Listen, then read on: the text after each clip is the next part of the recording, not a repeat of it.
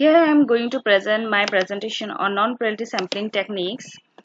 I myself, Bonal Thakuria, Assistant Professor, P2M Amjonga, Gwalpara.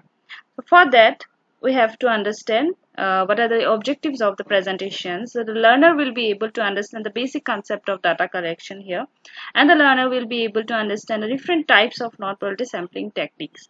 So for that, there are some terms which is used in the data collection process, which includes the terms for example, the population, target population, and sampling.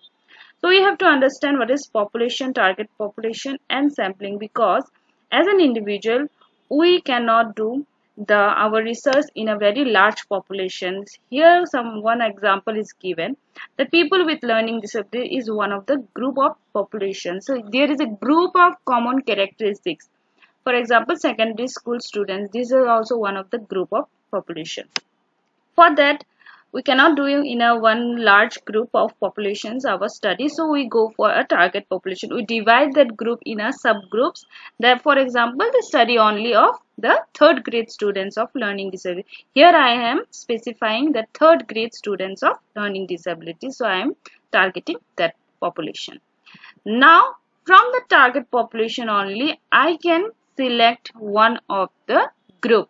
For example, third group students of grade students of our this district. I am for example from Assam state, or I can say that from Kamrup district. So I am specifying my study. So we will go for the sampling study. So for that sample selections, we have to consider some of the techniques. So for that techniques, two types of broad categories are there. One is probability sampling technique and the other is non-probability sampling technique. These two broad categories is divided into different types.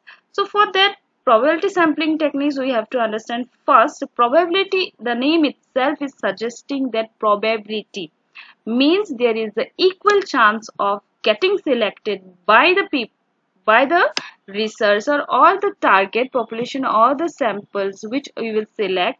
They have all equal chance to be selected. For example, in a paper I am writing all the roll numbers of the students, and from that I can pick up any number of students as my sample. So everyone is feeling that I am going to select it, I am going to select. So there is an equal chance to be selected. So that's why it is called as randomly we can select any number of people. So that is probability sampling from the name itself.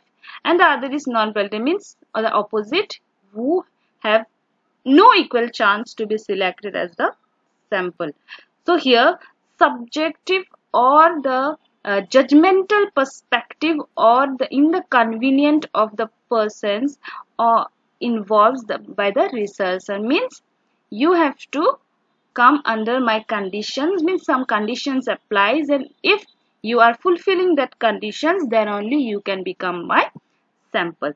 So that's why it is the members have no equal chance to be selected. Only conditions apply, and in that conditions if you perfectly match, then only you will be my sample. So this is about non-probability sampling techniques. Then there are different types.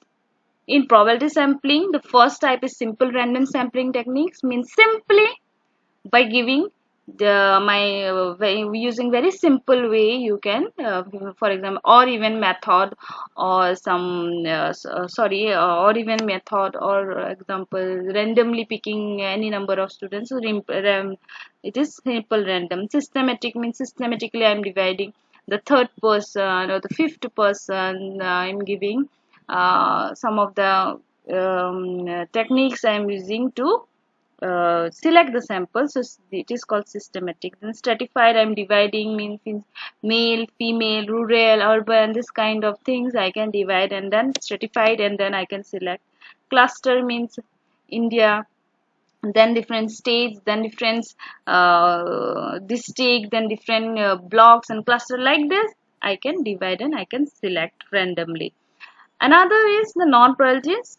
So it will always according to convenience. If I will apply some conveniently according to me, means at the time of data collections, whoever is present in that time will be my sample. So I'm conveniently using that number of sample. Consequently,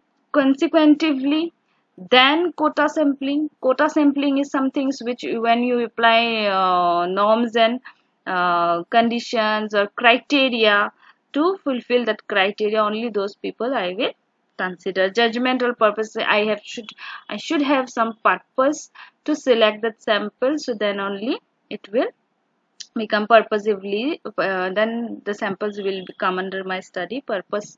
There should be some purpose in the selection process. Snowball sampling is something when it is a great example of the snowfall. When you will throw one ball from the upside, then it will become a large ball in the downside. Means it is a chain method of, if you one group has means conducted one crime, you know, one person, he will tell other two names, and again the other person will tell two names. So like that, it is a chain method of selecting the samples. It applies only in the small sample or small number of people. So snowball sampling, the name itself is suggesting. So this is all about the sampling process, probability and non-probability sampling technique. So thank you. Hope you all have understood.